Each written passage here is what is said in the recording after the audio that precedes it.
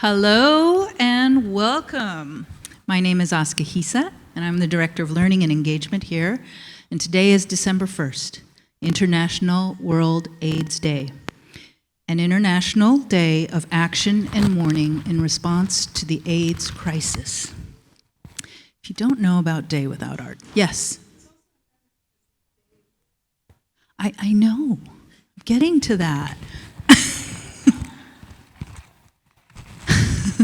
If you do not know about International World AIDS Day and Day Without Art, in 1989, in response to the worsening AIDS crisis and coinciding with World Health Organization's second annual World AIDS Day on December 1st, the incredible organization Visual AIDS organized the first Day Without Art.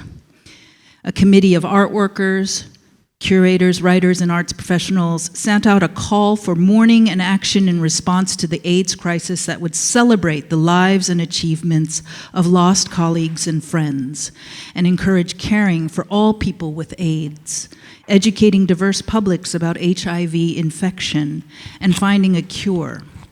So more than 800 arts organizations, museums, and galleries throughout the US participated by shrouding out artworks and replacing them with information about HIV and safer sex, locking their doors and dimming their lights, and producing exhibitions, programs, readings, memorials, rituals, and performances.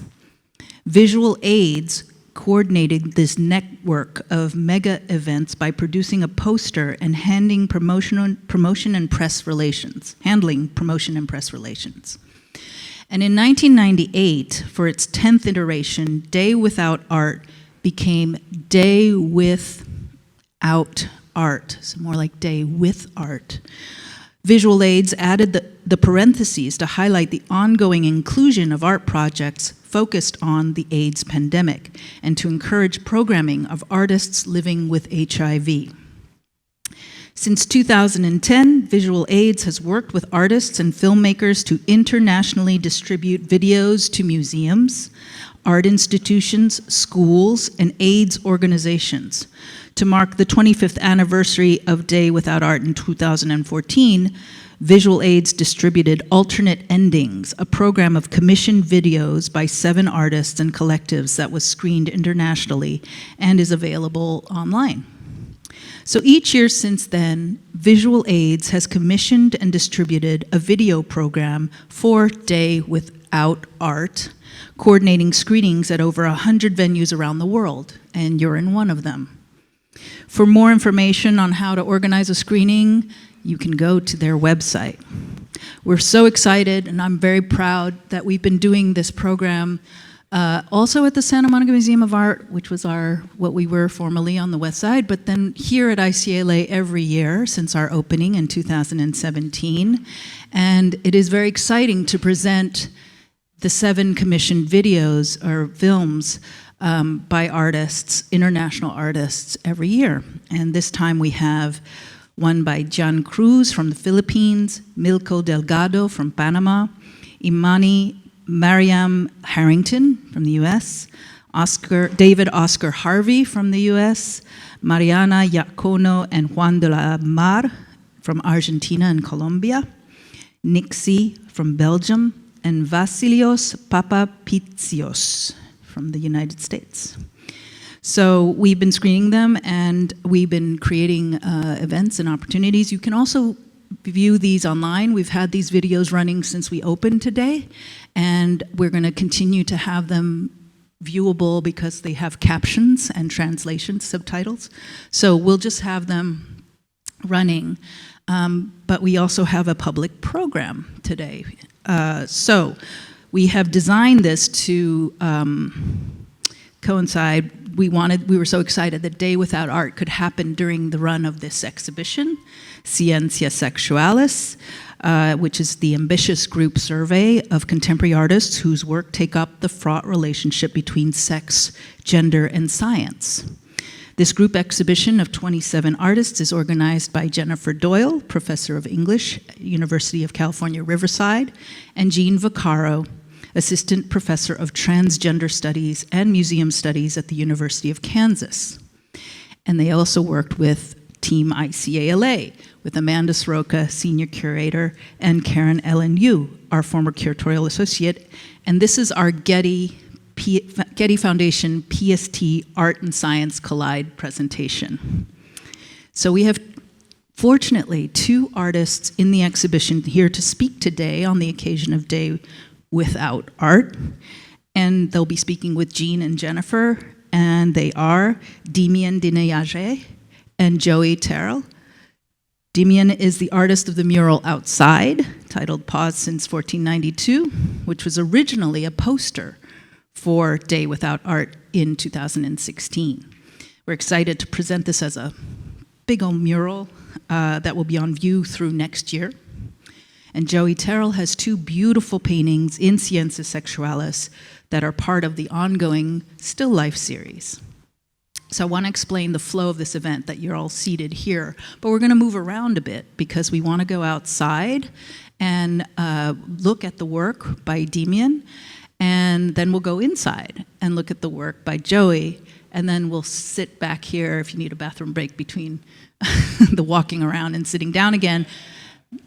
You know, you can go to the restroom. But then we'll have a conversation with Demian, Joey, Jean, and Jennifer.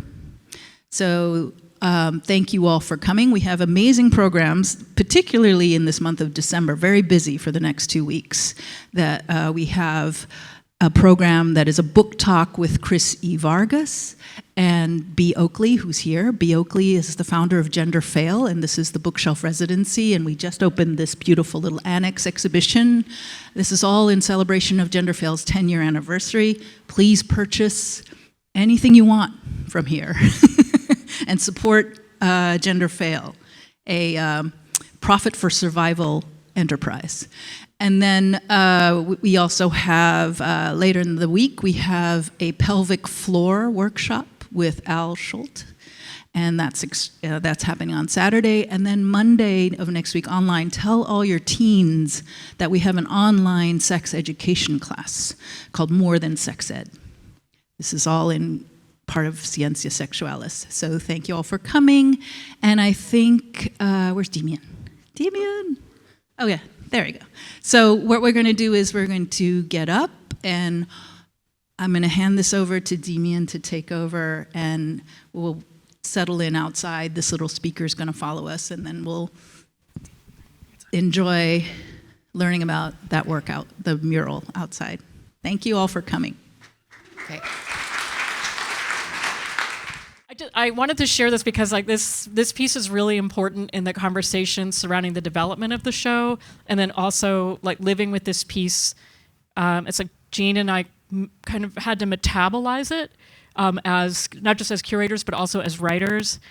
We were looking at a banner by Colleen Smith, which actually isn't in the show, but the phrase was hovering over us: "Welcome to the aftermath." Aftermath is precisely the state of mind Ciencias Sexuales seeks to cultivate. It conjures reckoning and repair, and it potentially triggers a distancing timescale, before. But before is a tricky conceit.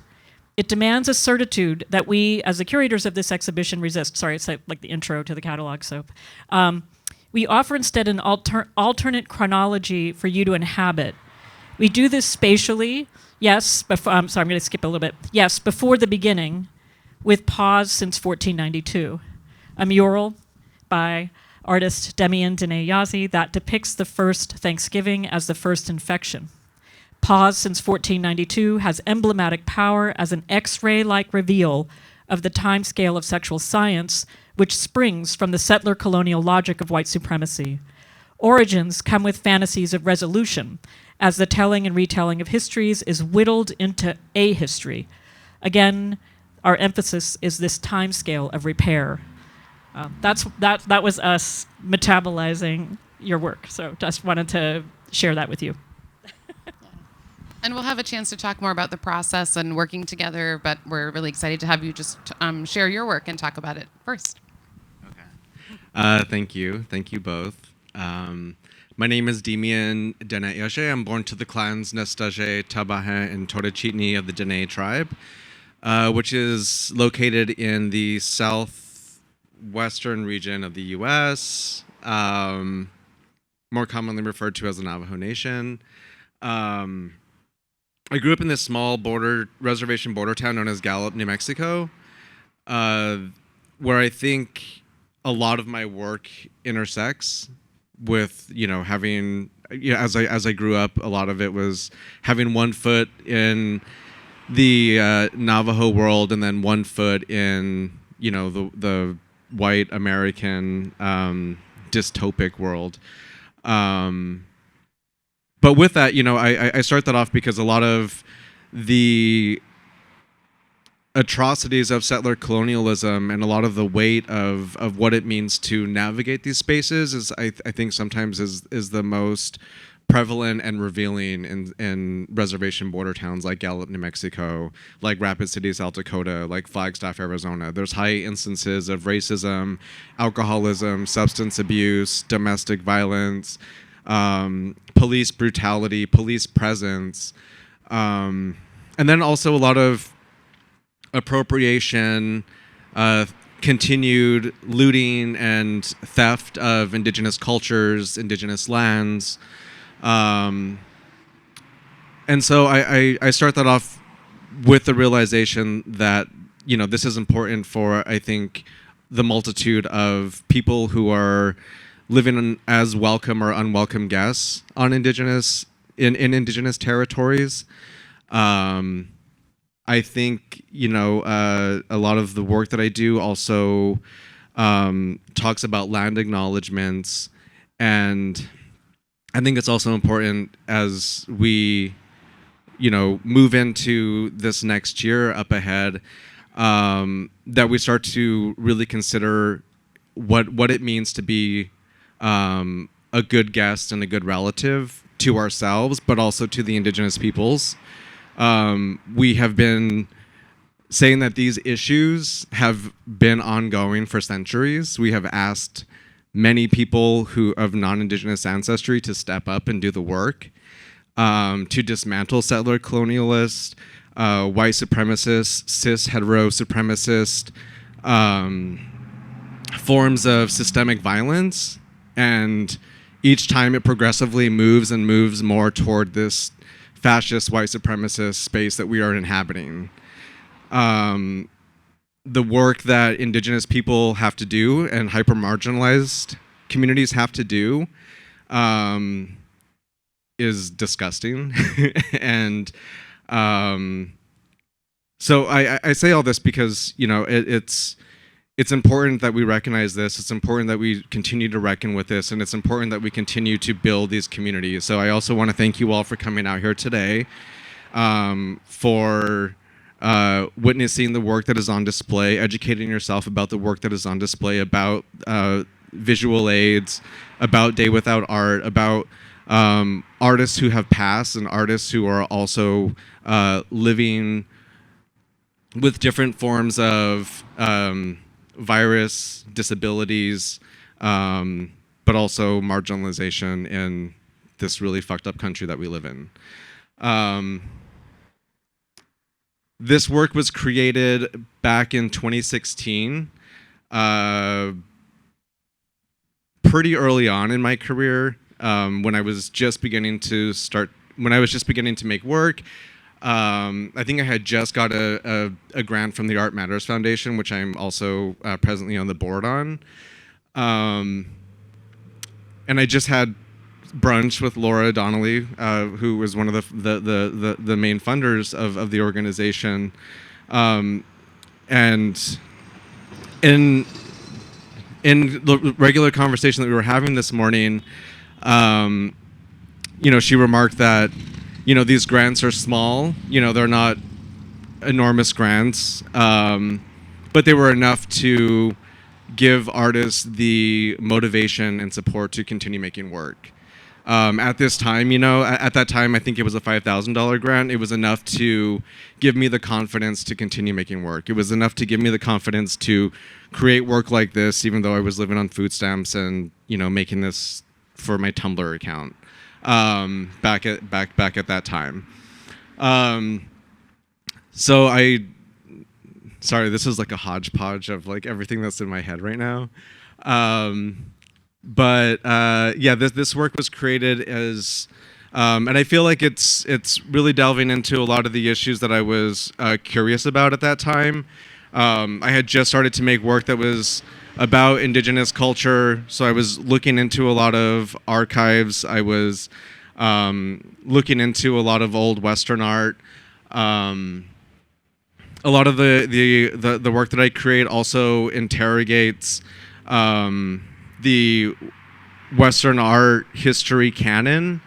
So when I created this piece, I created it in a sort of a similar methodology of like war and resistance of indigenous tribes. In creating this piece, I think of it as like raiding the archive of raiding art history books and reclaiming these really fucked up narratives that romanticize the generosity of settler colonialism. The image in the back is from 1621. It depicts the first Thanksgiving. You have this pilgrim woman serving food to indigenous peoples. I wanted to fuck with it a little bit, invert the image, and have this sort of like sci-fi, creepy, landscape depicted instead. And then I, put the words "pause since 1492" as a way to reference both the HIV and AIDS crisis, but also to fuck with this date that is so impactful for so many people, particularly indigenous peoples, as this site of ongoing infection, ongoing contagion, ongoing persecution, harassment, and violence against indigenous peoples. And I guess we'll kind of go in a little bit more to the topic. But in closing, I do want to share a couple poems with you all from my latest book. Sometimes I dream nightmare without the veil of capitalism to distract me. I dream burning paradise, parasitic melee. I dream the world outside of this fantastic illusion of Instagram, self-worth, body worship. But in this reality, it makes me lazy. I gain 3 pounds. I ask Sharon if there's such a thing as neck Botox. I eat a handful of gummies. I wonder how to stop the cancer from growing inside me. I remember Gay telling me to talk to my psoriasis to tell it to go away.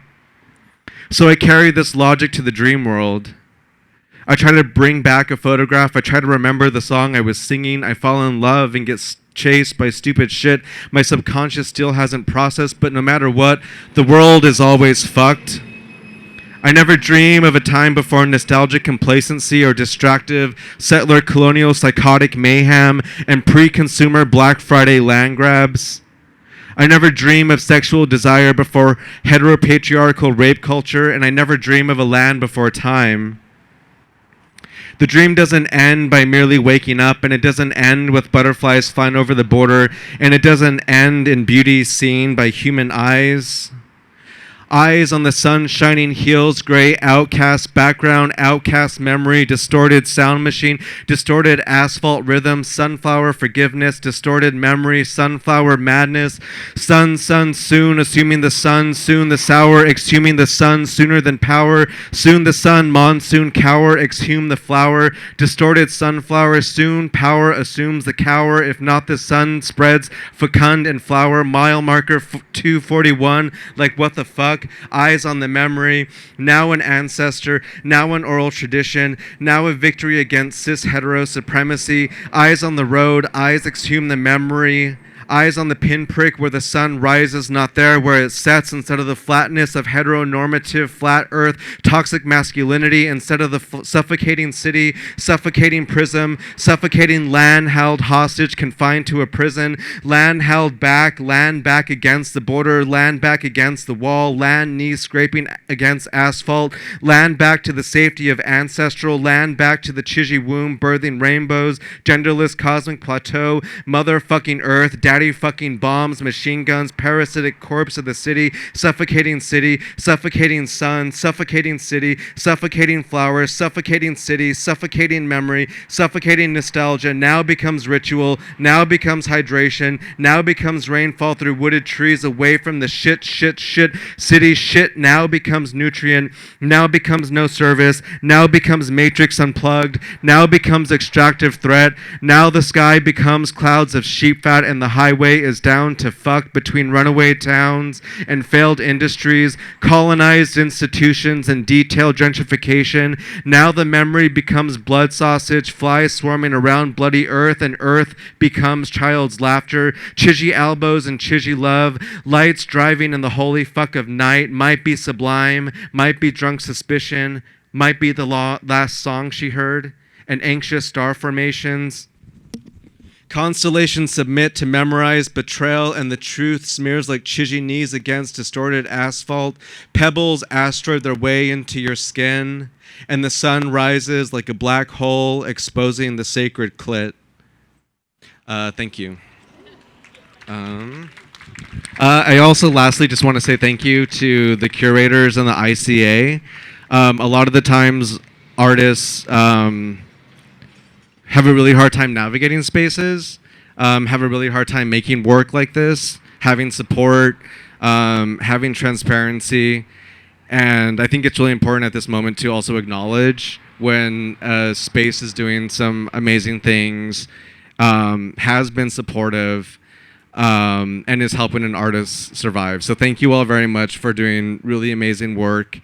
And yeah, thank you.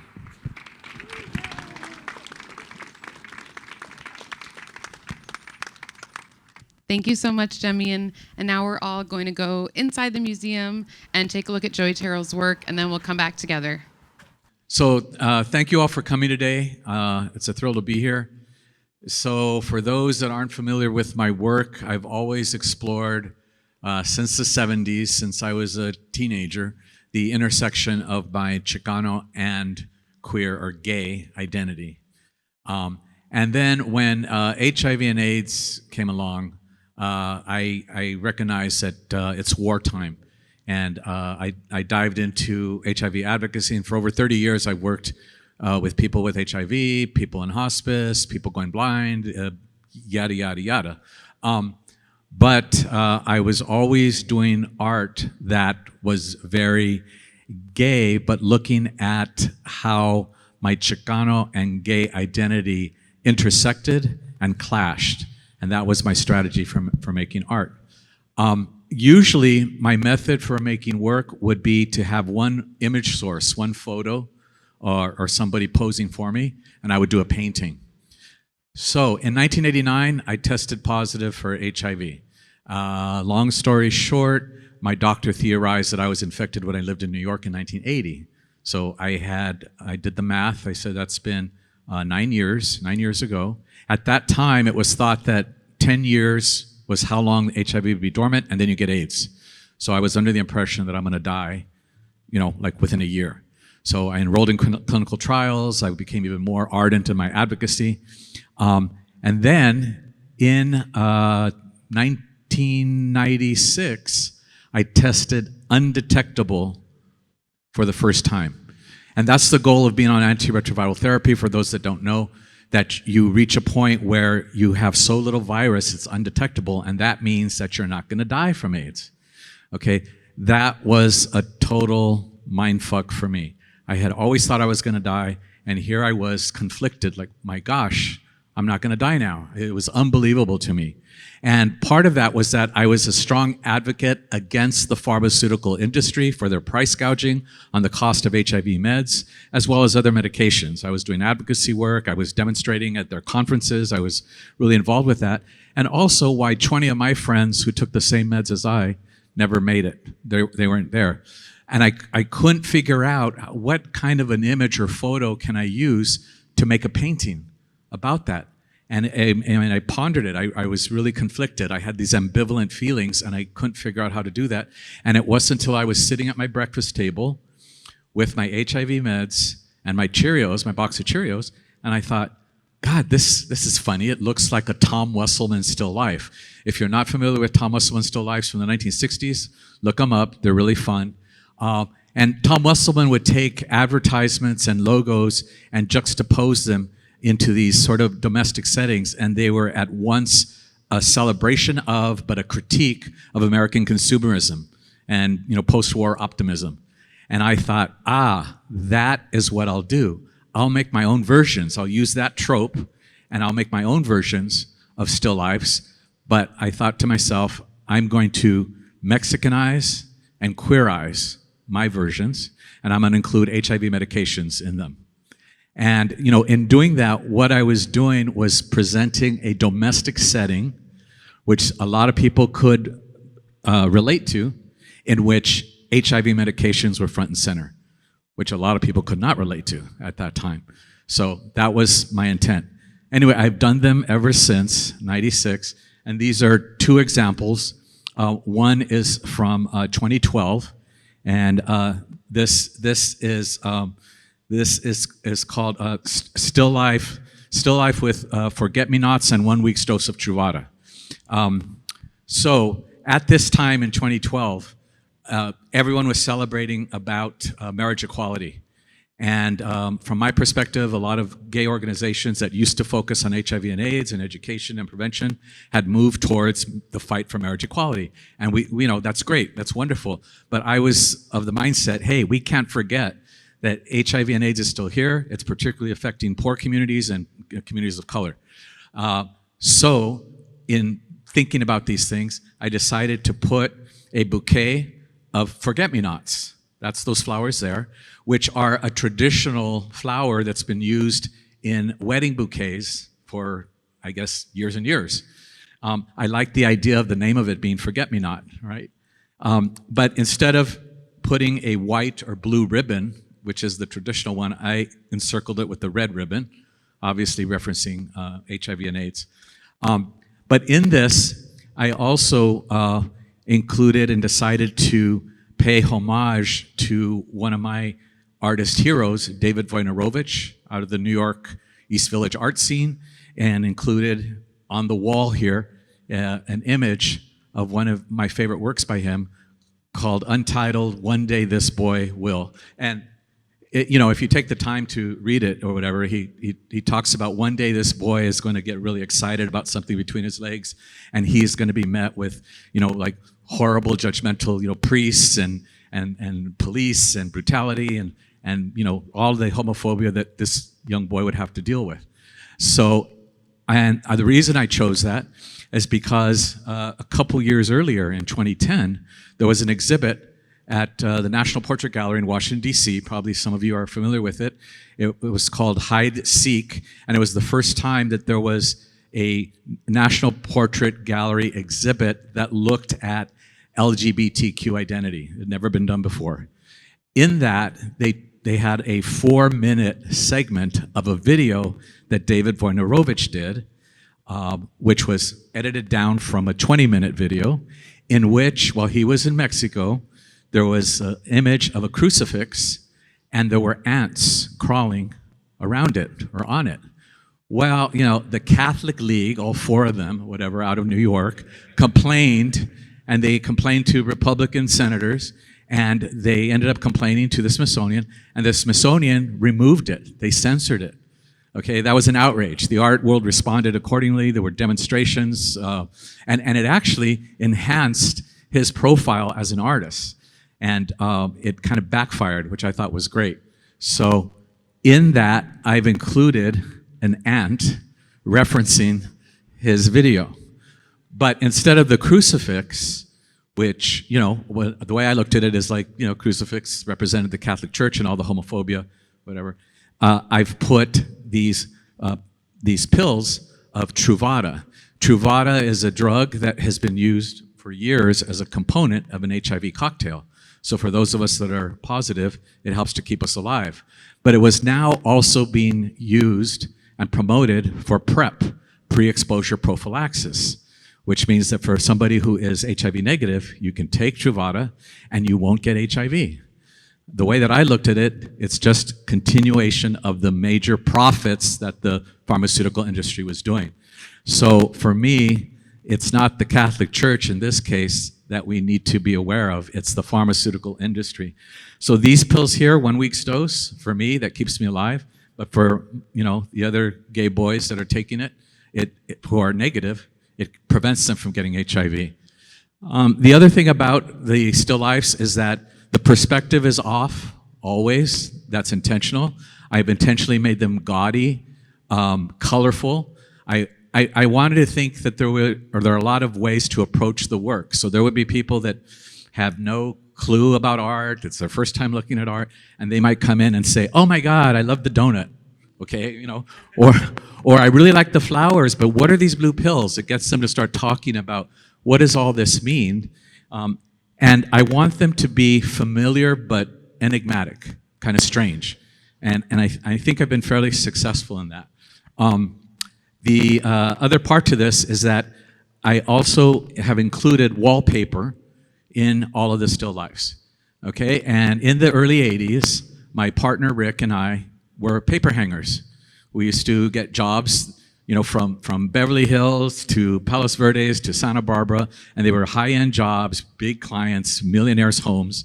And I was very aware that I had access to these mansions and places that there was no other way that I would ever, on a social level, ever be invited into. So it was fascinating for me. But there was always a roll or two of wallpaper left over. And the client or the designer would say, oh, you know what, just go ahead, toss it, it's trash. And I would say, oh, this paper's so beautiful. They go, oh, take it. So I said, oh, wow, one day I'm gonna figure out how to use this paper in art, making art. And I could never figure that out. So for 15 years, I carried those rolls of paper with me from studio to house to garage to wherever I moved. And then when it came time to do these still lifes, I thought, that's it. I'm gonna create these fake domestic settings, but use real wallpaper, which also relates to me and Rick and our relationship, however dysfunctional it was. Okay, so that's this one here, and I also have allowed for people can pick and choose any kinds of sexual innuendo that they want. I try to use a lot of humor and irony in my work, and each one, the recipe is always the same. A Mexican blanket or sarape, and then all the items on top of the table, and the wallpaper. But I've tried to make each one very different visually, so that no two actually look a lot alike. So then 11 years later, last year, in 2023, I did this for a show that I had at Mark Selwyn Gallery, and this one is titled Still Life with Cialis, and a drawing of my friend Teddy Sandoval. Teddy Sandoval and I were collaborators back in the 70s. We collaborated on a body of work that was called our Maricon series, in which we were trying to develop a personality or what would a Maricon personality look like? We're not the macho, kinds of traditional images of what Chicanos are supposed to be, like the cholo and the lowrider, whatever. We wanted to do something else and different. Anyway, he died in '95, and I've always, honored him. Currently, there's a show called Teddy Sandoval, Busch Gardens School of Art. It opened last year at the Vincent Price Art Museum, and it has now traveled to the Williams College Museum of Art in Massachusetts. So if you get over to Massachusetts, you can go and see it. It's there, and some of my work is in there too. So with this one, though, I thought, I want to honor my friend Teddy Sandoval. And I knew he was a travieso, he was devilish, he was humorous, and very politically incorrect. So I looked and tried to find as many items as I could put in there that reference some aspect of being a homo or homosexuality references. So you've got homo milk, which is what it was actually called. Also, these items that are here are not current.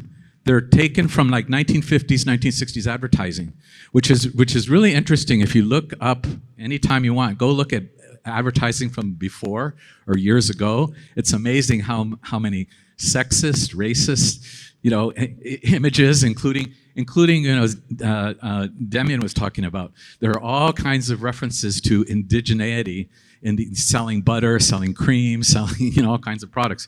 But anyway, I've got homo milk. I have master bread, butch hair wax, violet lifesavers, the candy mint with the hole. But I have a glass of milk.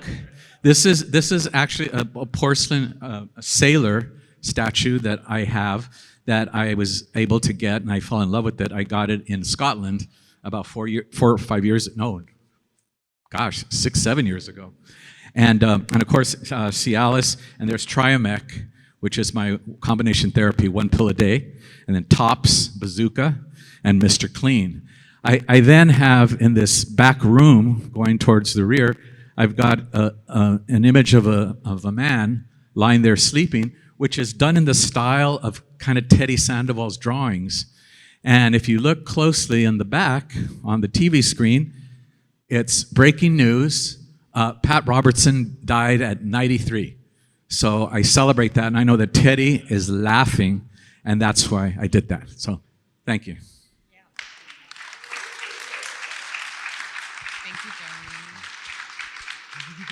Right. So maybe as a starting point, we could sort of think about how art kind of lives in and of and through institutions and not institutions, what it means to kind of think about the work. Jean, can I put like a tiny footnote on that, which is just to say the first of the Getty Pacific Standard Time festivals was centered on art history in Los Angeles. And if I remember right, it had a historical framework which ended around 1980. I saw Andy Campbell's eyebrows raise up, but it was one of the things that, at least, for me, it felt, I don't know, not just for me, but it was like this kind of haunting periodization of California art history, because by only going up to 1980, you stop at HIV and AIDS. And the AIDS crisis has such a strong periodizing force in an art historical sense, and that was something that we wrestled with the show. And then it was like the introduction of the work that's centered on HIV and AIDS in the show. There's 3 works. They all raise this question about the then and the now, and like when do we think of something as having started and having finished. And both of your works have been super important to those conversations for us. Well, I'll just say something. First of all, I don't know if I even thanked you for providing those, menu. I call it a menu for high school students to be able to engage with the work, and for teachers to be able to get them to think about, issues around, disease, mortality, politics, and how they might take on projects and do their own still lifes. I mean, that's very important for me, and I love that. The thing about, with my still lifes and some of the other art that I was doing, I followed and loved all the work that was coming out of the fight and struggle against government indifference, against the stigma, the homophobia that was so deep, so prevalent. And, and I appreciated, Grand Fury and ACT UP and David Wojnarowicz and, all these artists, Martin Wong, who were doing all this great work. But then I realized that, I wanted to do some work that was about me continuing to live with HIV. Just because I wasn't going to die from AIDS anymore didn't mean I was going to stop making art about it, right? And the fact is that, believe it or not, people are still dying from AIDS today. whether because they're uneducated, they don't have access to meds, or because of severe heavy stigma. So I feel like, AIDS is still with us and it's ongoing in the same way that, as Demian points out, since 1492, the struggle for indigeneity to fight back against colonialism is still with us. But that's my take on that. I was thinking too about the wallpaper that you collected from rich people's houses and Yeah. kind of stole away, Well, I'll tell you something. I'm on the verge of completing 6 new pieces for an exhibit next year in New York, and I'm down to like the last little bits of wallpaper. So I think what I'm going to do is I'm gonna go out and buy maybe Martha Stewart colors, and what are the colors of today that would, and I'll just paint the backgrounds. Something like that, which again to me is part of the whole series that I had never anticipated. I had said I'm going to do these still lifes until I no longer have to take the meds, or until there's a cure, or until I die, whichever comes first. And it just I'm still here, 44 years. So yeah, but the wallpaper, I'm running out of wallpaper. Well, I might be a little scrappy like you, and I have a little of the wallpaper from the bathroom, Chris Vargas's wallpaper that's here. I may have squirreled it away in my trunk, and I may be able to share it with you.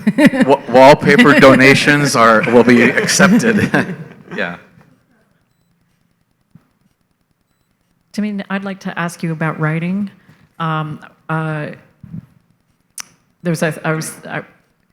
found myself thinking about David Wojnarowicz's writing Yeah. when listening to you read, and there's a kind of a liquidity, like where it just feels like the lines are flowing, words are running into each other, and I did some archival work with his papers, and you could see that he's just like, it looks like he wrote very fluidly, like that, not a lot of like whole cloth revision. I wanted to ask you about your writing practice as a poet, but then also you do so much writing in your visual work, and I just wanted to hear a little bit more about your relationship to words. I think I started off as a writer, and then found my way into the visual arts. But I don't know. Yeah, I never know really how to answer that question. I am very influenced by David Wojnarowicz's work. I think a lot of the things that I was initially interested in terms of writing actually came from growing up Catholic and wanting to like rewrite or like work in like some like queer storyline or whatever. I broke away from all that, obviously, at the same time that, we were being taken to church or whatever. We would also be going to ceremony, like Navajo ceremony. So it was also always this like really weird pairing of being like, okay, like we would be like in the Hogan praying and, doing some sort of like ceremonial protocol. And I was always wondering, like, who am I praying to, or what am I praying for, or how does this fit within like a Christian or Catholic lineage? Anyway, it was fucked up. Like it was really fucked up because I wasn't sure like who I was praying to. And eventually, as I broke away and learned more about ceremony and I've come to realize that I think that being in those spaces, and I don't speak my traditional language, but being in those spaces, I think it really influenced the way that I write. A lot of it feels like they're like when I'm going through a process, a lot of it is a lot of these like prayers that are said like repeated over and over again, and sometimes they close by saying, you know, like in beauty it is restored, in beauty it is restored, in beauty it is restored, in beauty it is restored. So there is like this intentionality and like a mantra sort of built into it.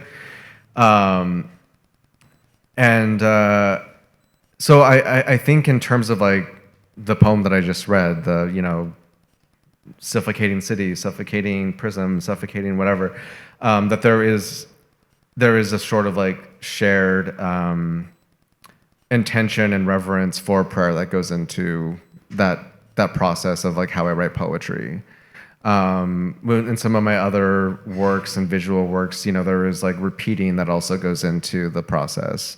And so I think there's also just these really beautiful moments where I can utilize something like a neon sign to enact a type of like ceremony in a space that is not sacred.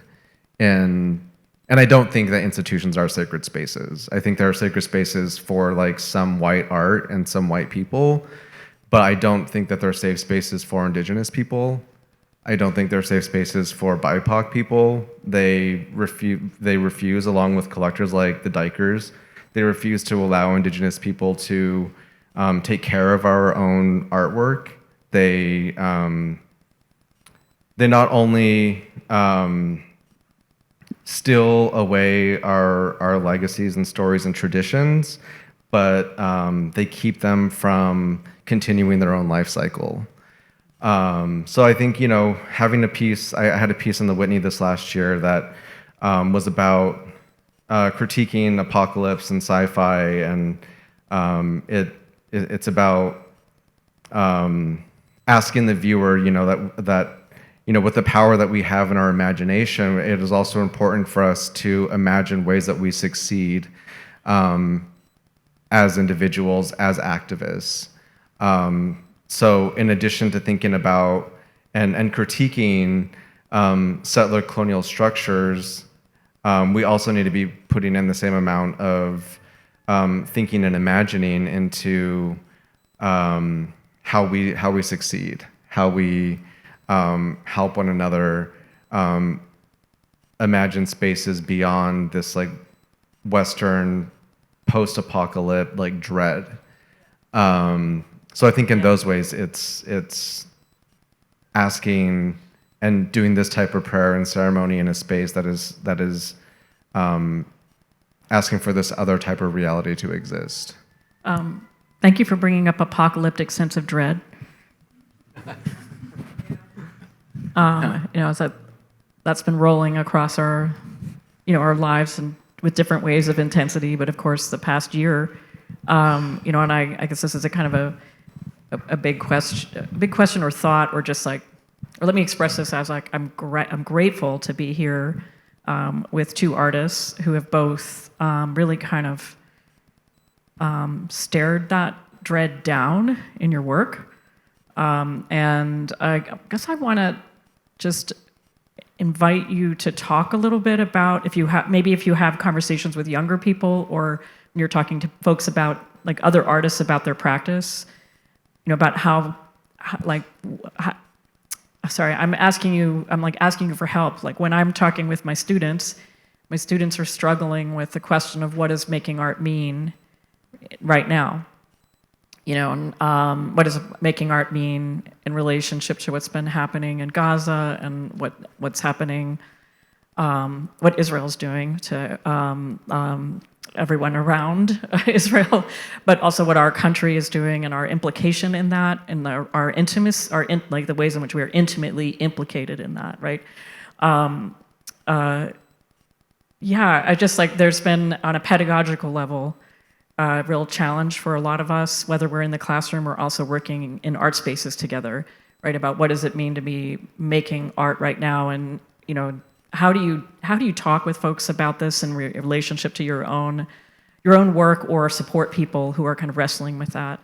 I'm also kind of want to acknowledge that this kind of sense of dread and paralyzation is something that you can see also around the 80s and the 90s, and the kind of apocalyptic sense of dread, and that like sense of like not much time in front of us. Like, yeah, sorry, I don't have, I feel like I have heavy words, but not full sentences and good grammar for asking that question. Well, can I just share with you something? So, because you're at UC Riverside, right? Yeah. So I had the pleasure of last year going and doing studio visits with MFA students at UC Riverside, and I was blown away, quite frankly, at how prolific they were in their work. But what I come away with is sometimes, you know, and I don't know, we don't need to get into the whole like social media, everyone's connected to their cell phone, including myself.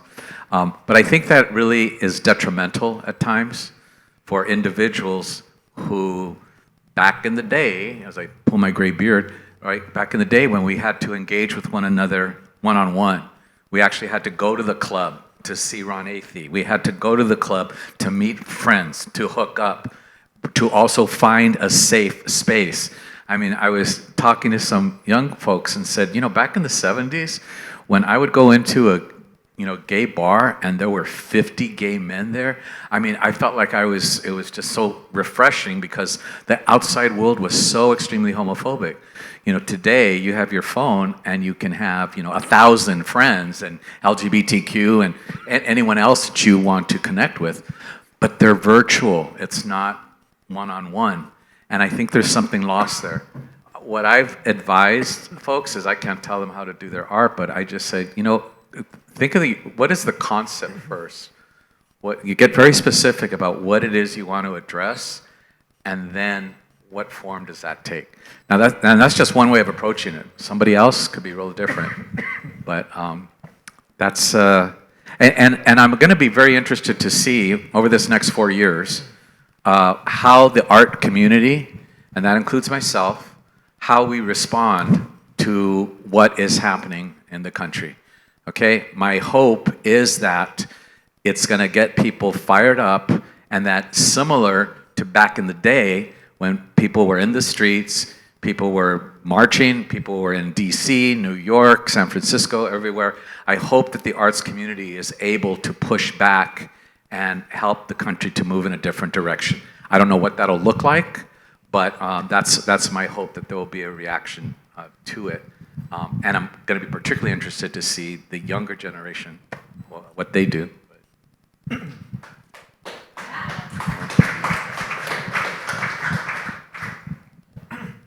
Sorry, I was just choking on my own spit.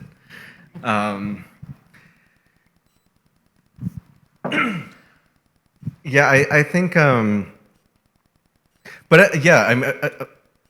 I do want to follow that up by also reminding us that there are young people have been out there doing a lot of work, especially in support of Gaza and Palestine, and that's taken the form of organizing protest and art.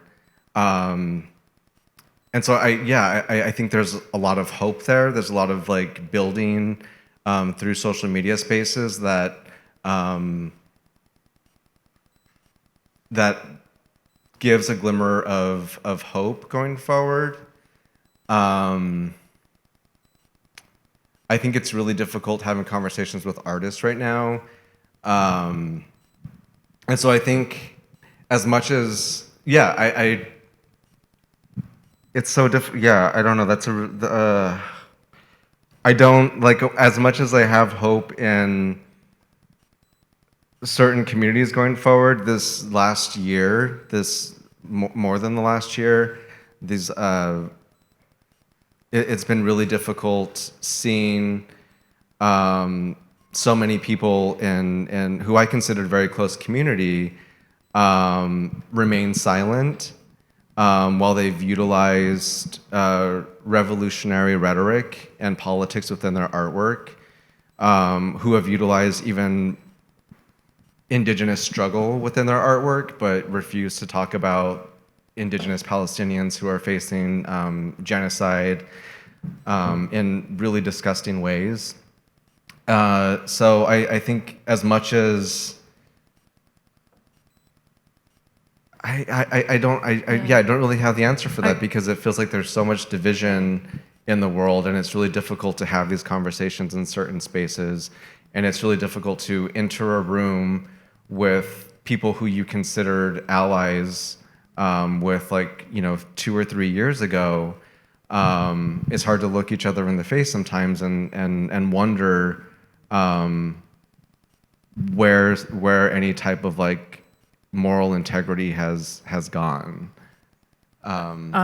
It's like live long enough and stay in the struggle long enough. You go through these waves of having those moments when you lose people. And I go looking around the room and I see people nodding their heads because of different historical moments, including around HIV and AIDS.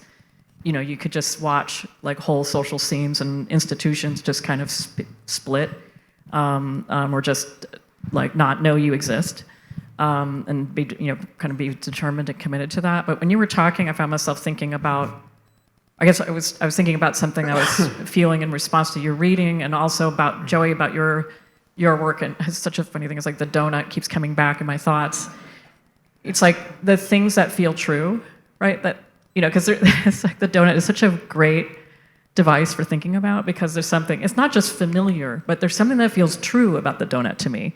Right, and that's like, this is a very kind of light and sweet, literally, play whatever pun intended, right, but point of connection, right, where somebody might feel seen and recognized by the donut, right? That's like when you feel, that's when you've found something. To go to Joey, when you're thinking about like that idea and the form and what you're working on it, it's like getting at something that feels not just real, right, but true. That's, pause since 1492. I'm teaching it right now.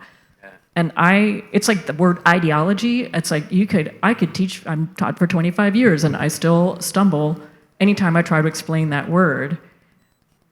Pause since 1492 is like that for me. It's like, I need that. I need those 3 words together.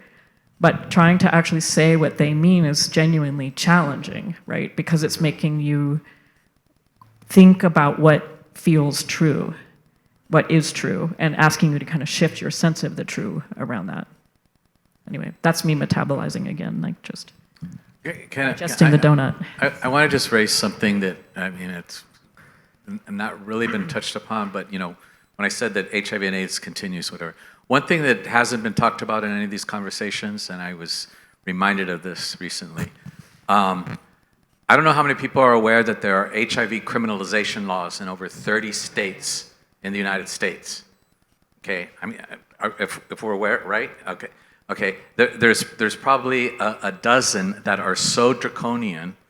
These were put into place back in the 1990s when the federal government was going to be giving money for HIV prevention. They said to state legislatures, "We will give you this money, but you have to put HIV criminalization laws in place in order to get the money, because anybody who dares to transmit HIV belongs in prison." Okay? The laws were written without following the science behind transmission.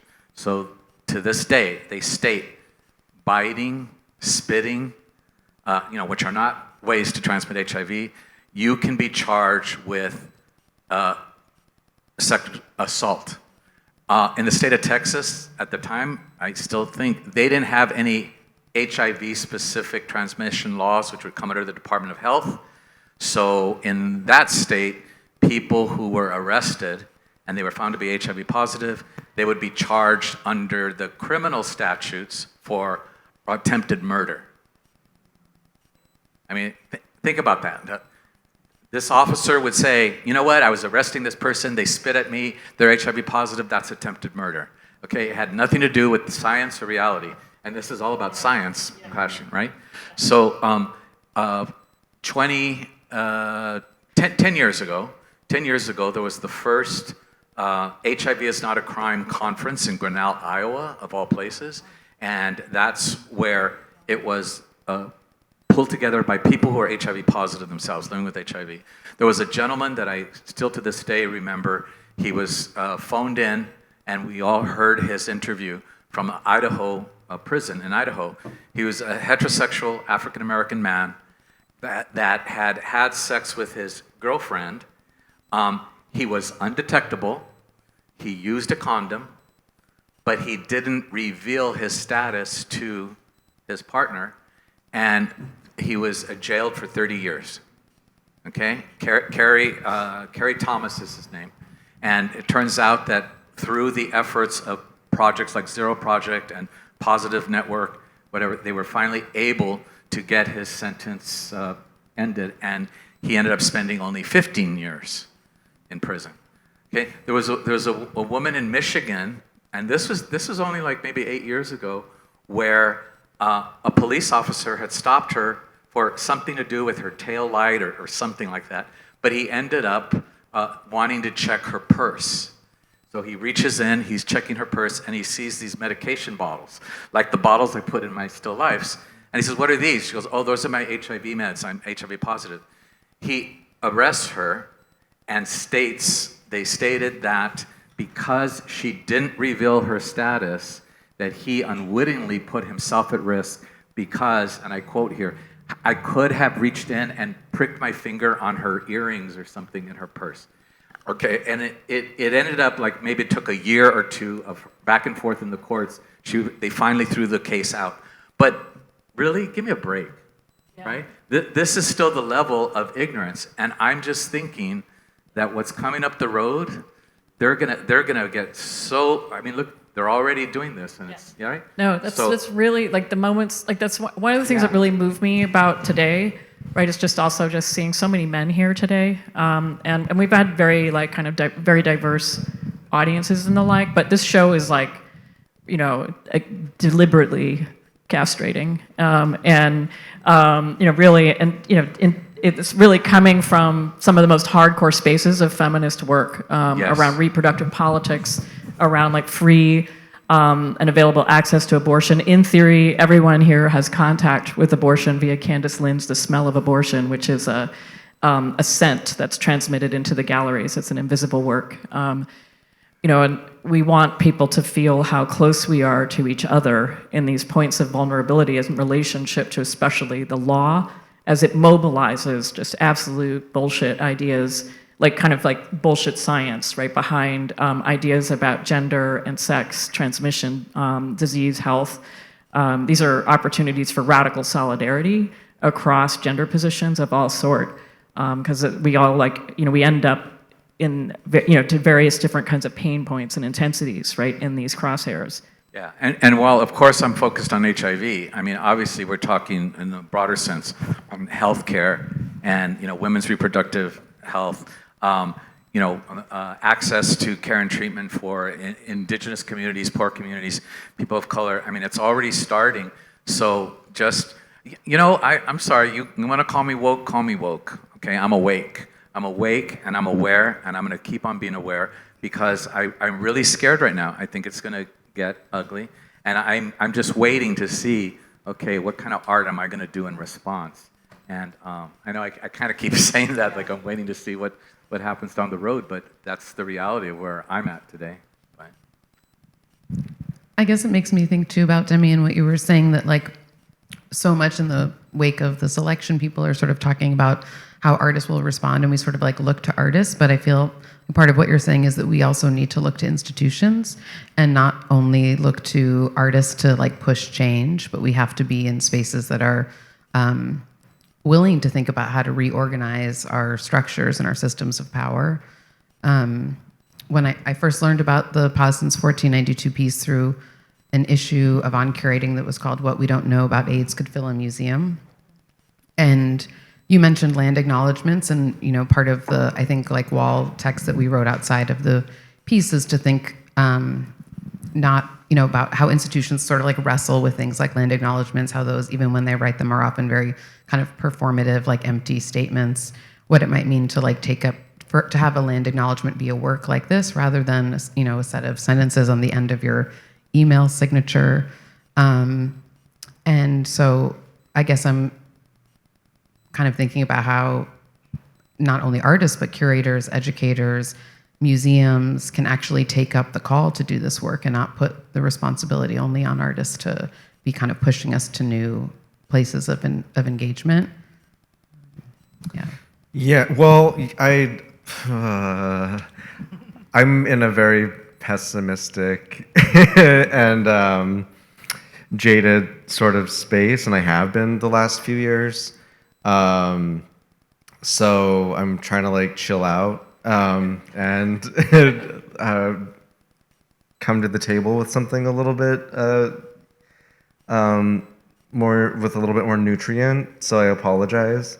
But I don't have a lot of faith in institutions because back in 2020, we were fed solidarity statements. We were fed land acknowledgements. First off, a land acknowledgement from, my history and background was predominantly given by Indigenous people to other Indigenous people. It has been appropriated by institutions and spaces and well-meaning white people in order to do the work that they need to do and not feel guilty about it. A land acknowledgement is not a blessing. It's an appropriated act. It can be used to continue to commit violence, exclusion, and erasure of Indigenous peoples.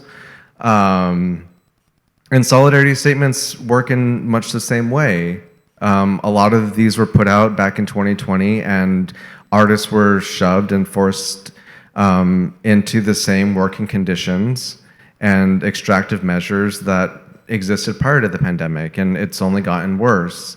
So I don't know what the answer is going forward, and I don't know how we continue to work with spaces that are continuing this type of extraction and exploitation.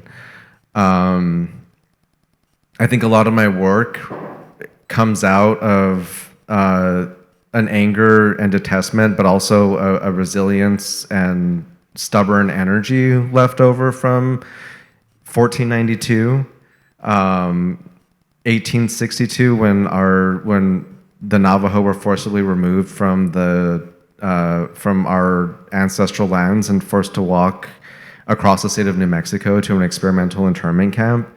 And so I think a lot of the work that I'm interested in doing as an artist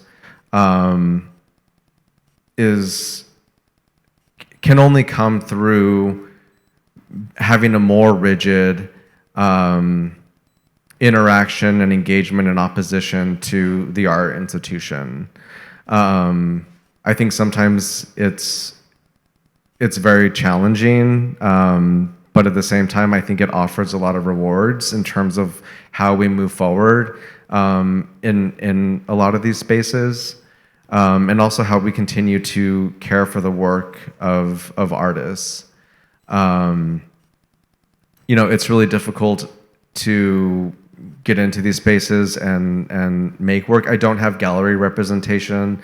A lot of my work, is I try to make it as affordable or accessible as possible. When I spoke about that piece, it was available as a Tumblr download. A lot of my early posters were available as like Tumblr downloads.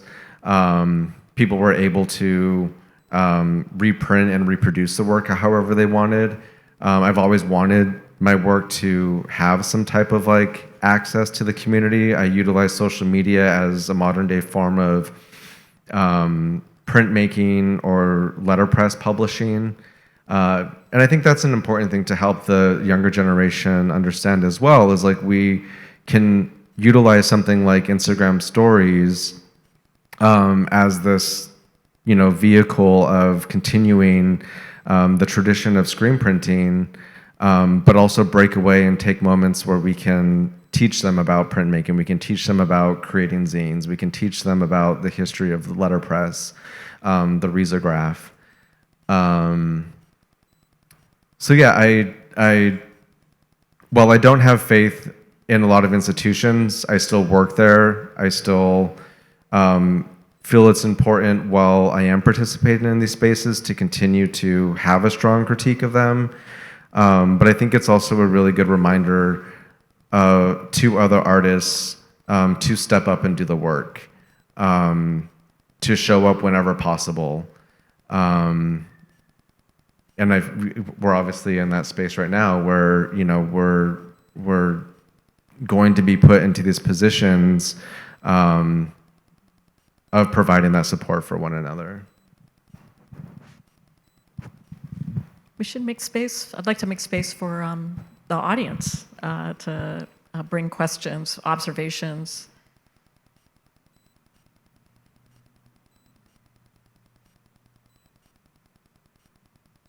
You can raise your hand. We have a couple microphones.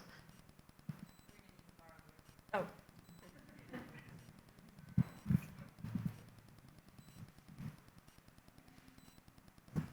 We happen to know this is a very... Oh, no, over there. Are you Yeah. shy? Oh. This is an audience jam-packed with people we know and love who are nerds on these topics, so we can't wait to hear what you have to say. I will break the ice. Hi, everybody. My name is Sophia, and I am a nerd for sure. I guess my question, and it's part observation, part question. I'm a Native person. I'm from the Pueblo of Laguna, and I guess I'm really interested just in these questions of like how art changes based on who's viewing it, and also like how do, and of course we've been talking about this, how do things change with time too? So I guess my question is, and both artists like also talked about how these works have sat with them through time. So I guess that's just my question, is how have these works changed throughout the time that you've made them? Yeah, and also just as a side question, like how have they changed based on who's viewing them? Wait, was that a question for both of us, one or what? I mean, I could just tell you in terms of the, the Still Lifes with HIV Meds series, which I've been doing since '96, and I've lost count of how many I've done, because I've done them small, I've done them large. When I first started out, I would actually put the HIV medications right on the canvas. And so there are some, right now there's a show called Gali, Art of Latinx Peoples at Oakland Art Museum. Great show. I happen to have 4 in there. And those 4 works all have actual pills and capsules on them. But I started to realize that, that having them on there, the pills themselves are really small, right? And I thought, you know what? And they don't have to be. I can make this up. I can do whatever I want. It's a fake domestic setting, and I can put anything in there. So I started to then paint them and make them larger, make them smaller. But an observation that a friend of mine who's a physician assistant said is that, what you've done unintentionally is that your works chronicle the advances in HIV treatment, because the early works have things like Vitex, Crixivan, drugs that aren't used anymore or prescribed. They don't have any AZT. I was never on AZT, thankfully, because I knew people who really suffered a lot from AZT. But I also have a question that this might not relate to what she was saying, but I was thinking about this as we were talking. I know a few artists whose work I really admire, and their whole focus and strategy for making art is looking at shape, form, color, abstraction. And it has nothing to do with any direct personal references. There's nothing figurative. There's nothing overtly political. And I like to think that just the fact that they are artists making their art, and they happen to be women of color, in and of itself is, right, exactly where their power lays. And, because I do anticipate that there's going to be a lot more pushback and censorship coming up the road, whether it's related to Gaza, whether it's related to queerness, whether it's related to women's issues. I mean, it's bound to happen. And I don't know, I think we're going to have to make it up as we go along. But then I also have another series that I really won't go into details on, that's dealing with identity, that I might debut in the next probably 2 years, that is in response to all of this anti-LGBTQ, people of color, women, blah, blah, blah, blah, blah, right? So, but that's just me. I have other artist friends and women artists that I know that are only interested in working with form, color. And in some ways, when I look at their work, I see a respite. I see serenity. I see their thought processes, and I admire them and their thought process, right? And it's couldn't be more different from my work. But I mean, and I think it's all good. I want to support, all the artists, except any right-wing Christian kind of artists. No, forget it. I won't do that. No, let them make their work, but not for me. I don't know. That was my response. Yeah, thank you for your question. I think it's particularly important because I ask myself what it would mean to take some of my work back to my own people and whether or not they would understand it, or what their response and reaction would be. I do get some of that feedback through social media. I think, while I entered my art career primarily through institutional critique with the college that I attended, the Pacific Northwest College of Art, a lot of my support and validation came through Tumblr. It came through social media. It came through finding other queers and young natives who were really interested in the intersections of feminism, of queer culture, of HIV and AIDS history, of making zines, of sex and anger and trauma. But I wonder what it would have been like to both my grandparents have passed, but what it would have been like to show my grandparents my work, have them understand or ask questions about it, and I think that it's really important. Or what they're okay. So then the other part of it, is also in understanding that as well. I also have to ask myself as an Indigenous person, what is my responsibility in sharing a lot of these traditional and cultural resources with non-Indigenous people. And I think that's a mistake a lot of younger Indigenous people make, is we get into this space of wanting success or validation that we end up oversharing or giving away things that we're not meant to, or we start sharing stories and depictions of deities that we're not supposed to, or we take a sweat lodge or teepee or a sacred object into an unsacred space. So I'm interested in those questions as well, of what is our responsibility as individuals as we continue to shape and create culture, and also tend to things that are sacred in our lives. And I feel like that's a really important thing that we kind of lose sight of as we're thrust into these social media spaces. Anyway, there's something there, but I thank you for asking that question. And yeah.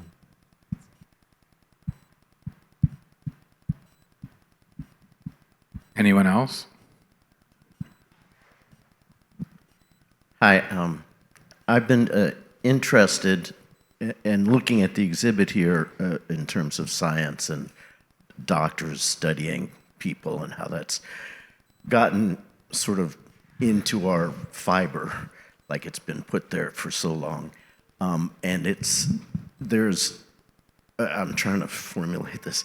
There's a lot of black and white here, and to use science tends to look for a definition or you're one or the other.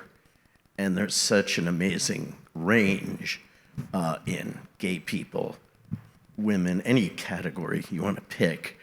Just by naming it, you're sort of pushing them into something and sort of establishing an argument one way or the other. And I look at specifically, there's now so many bathroom bills for transgender people. And I wonder, what would you do with someone who is intersex and wasn't mauled at birth to be one sex or the other, what bathroom would they use? Things like this seem to really open the argument up from one thing or the other to, I don't know, what does that mean? If I grab your mic. Thank you for asking that question. In the early, like, kind of thinking around the show, there's a human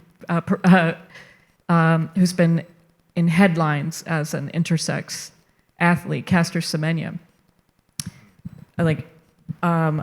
As somebody who's I grew up going to track meets because my sisters are runners, and one of my sisters ran the 800, which is Caster Semenya's event. She's a South African runner. And, you know, it's true that I'm trying to think like intersex stories don't figure in the work. Then the catalog, there's an essay that's written by Hill Malatino that's partly driven by Hill's interests in work in categorization and the centrality of intersexed life to LGBTQ studies and especially to queer theory with its like references and gestures to intersex people kind of throughout without really acknowledging that. And I'm just gonna like kind of say like there's like there was like at one point in our grant just a little story. It was about the creepy, like, I hope they go straight to hell eugenicists who wrote the policies that are used to administer the line between men's and women's sports. They've been doing this for a really long time, and all that shit that we're seeing happening in state legislatures regarding trans people was practiced in track and field and on the body of Caster Semenya. At a conference in which these, sorry, my language is just going to be foul because I don't want to hold back on it, right? In which these assholes were presenting their science on the impact of testosterone on athletic performance in women competing only in the events that Caster Semenya runs in. They wanted to illustrate the impact of testosterone on the human body. And so I wish I was just like that erudite that I could drop all the names correctly. But like there were two images. One was a photograph from a bodybuilding magazine of a black man who was a very famous bodybuilder in the 1980s. So it's a photograph of a black man who is, absolutely ripped and cut and showing off his body, and he's oiled up and gorgeous.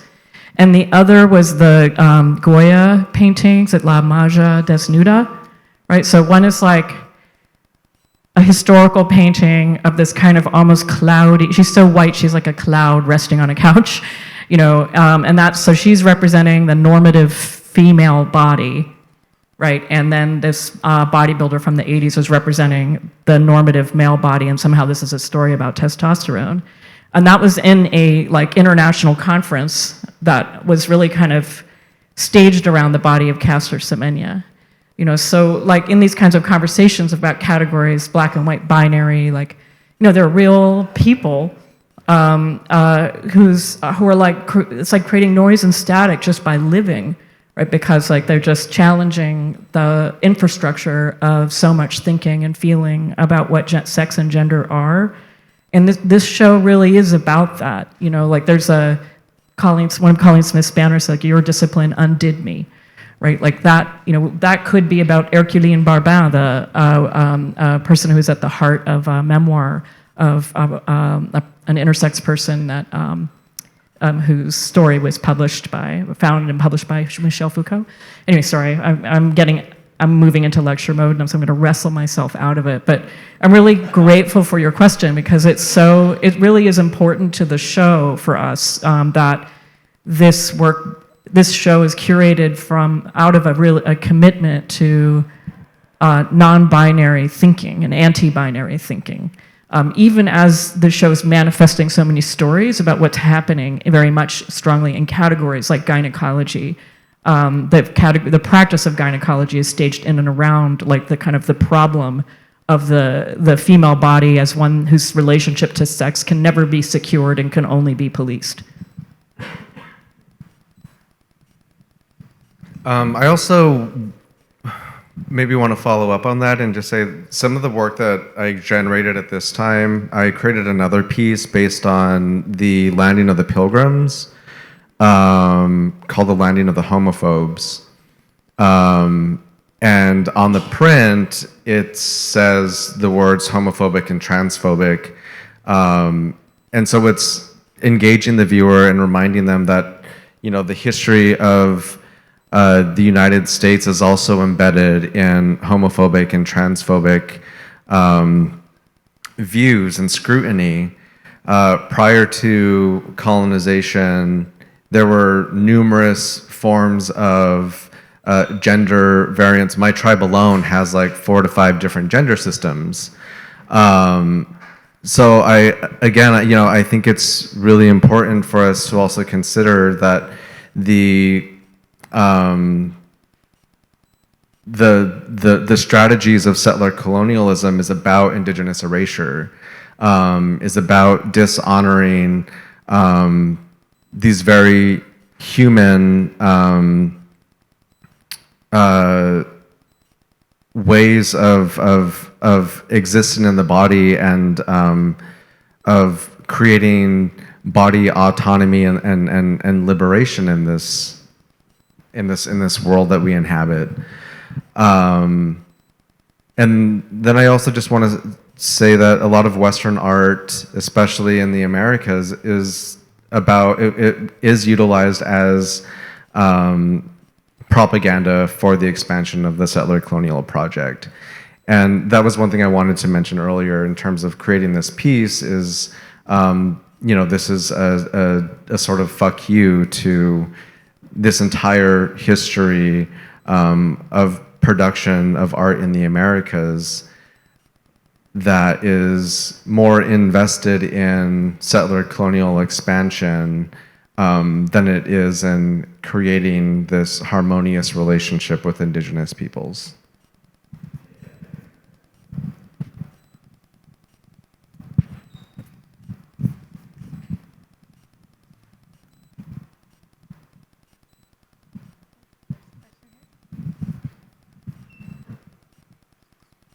We're keeping it light.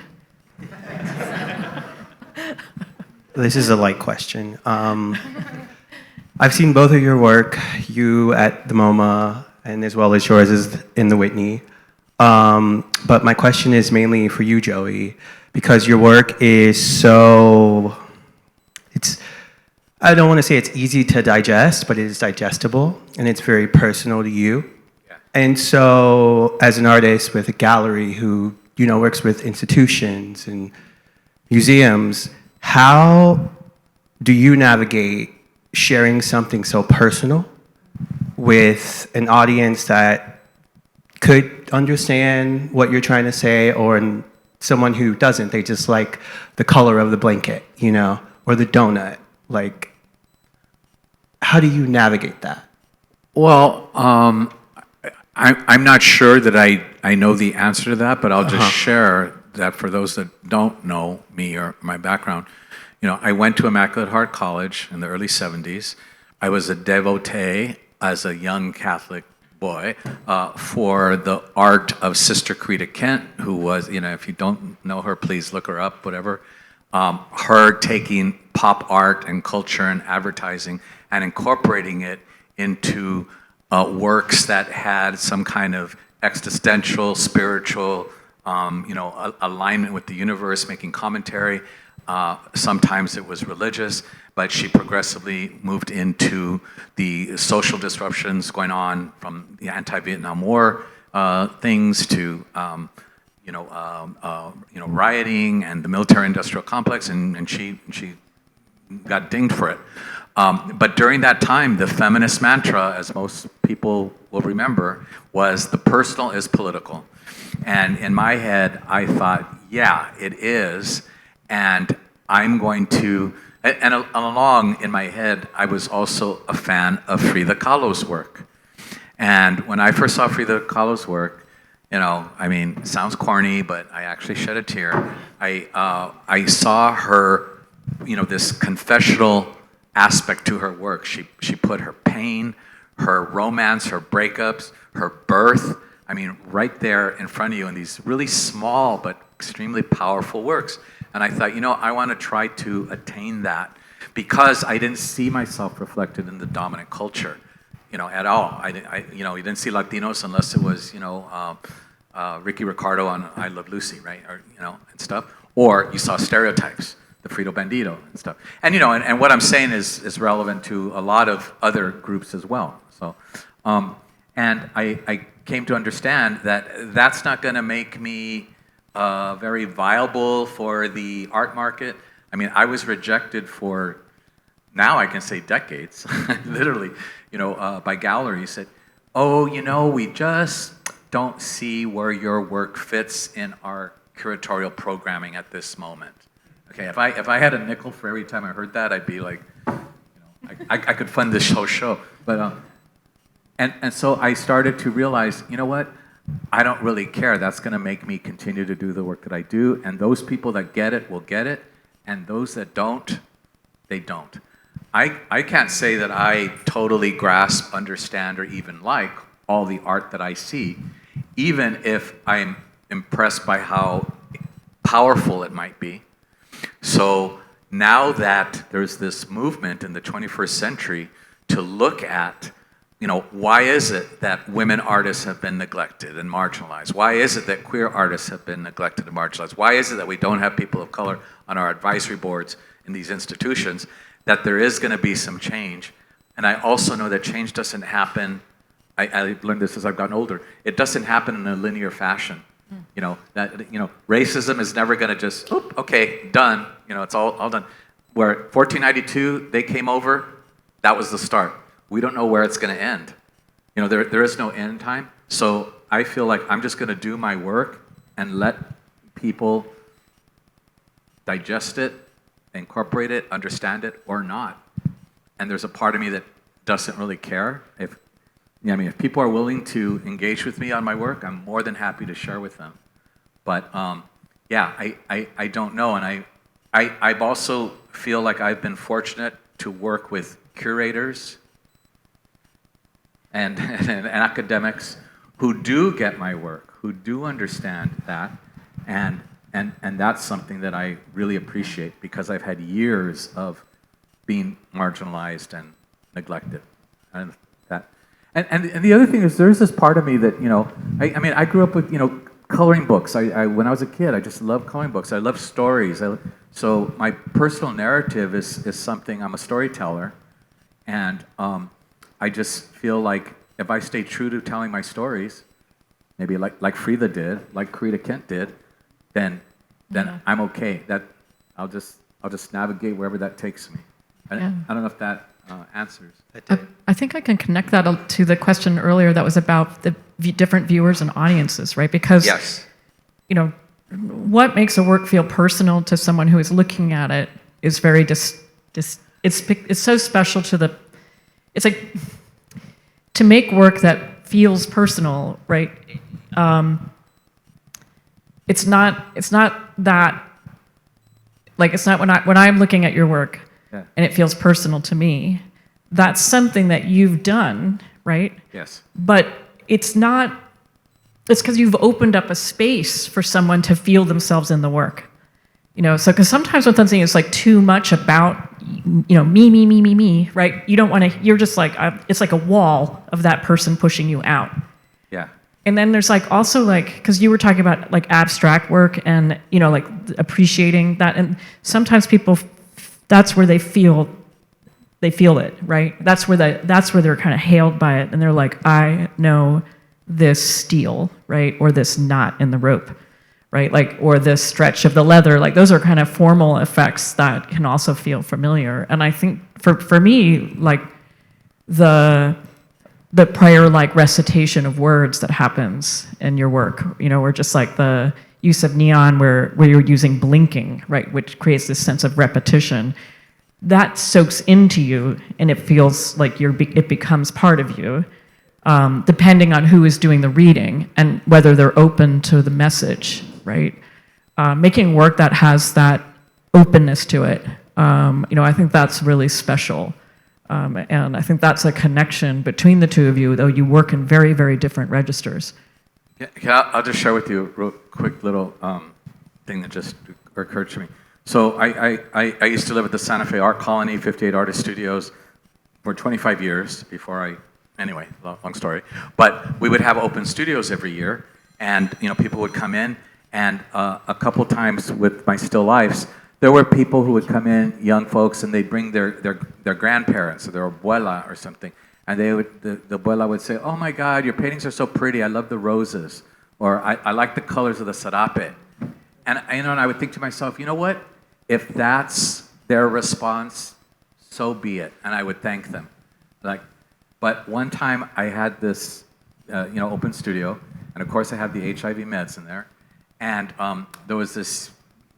He must have been in his late 20s, Latino, young guy, and I saw him looking at the work, and then I saw him looking at me, and I was like, "Oh, hi," and then he comes over to me and he says, "Hey, are you the artist?" I go, "Yeah, I am." And he goes, "Can I talk to you?" I said, "Sure." And we came over away from folks, and then he revealed himself. He said, and he was Cuban. He said, "I'm HIV positive. I'm heterosexual. My girlfriend doesn't know. My mother doesn't know. No one in my family knows." And he started crying. I never expected such a response to the work. I mean, talk about responding in a very personal way. And he said, "Thank you for putting it out there where everyone can see it." But his response really jolted me. It didn't occur to me that, somebody could respond that strongly to it. So I've come to the conclusion that people can come and look at my work and go, "Oh my God, it's so gaudy, it's so this or that, whatever." It's certainly not something that would fit in my, beige living room. I'm like, okay, and that's fine. But then there are other people that will relate to it on a very different way. And maybe not just HIV meds. Maybe they have other, people die from other things besides AIDS. So that was my personal. Yeah. Yeah. Thank you so much, Demian and Joey, for coming, and thanks to all of you for being here with us. And please Thank take you. time to go through the exhibition. And thank you to ICA and Visual Aids.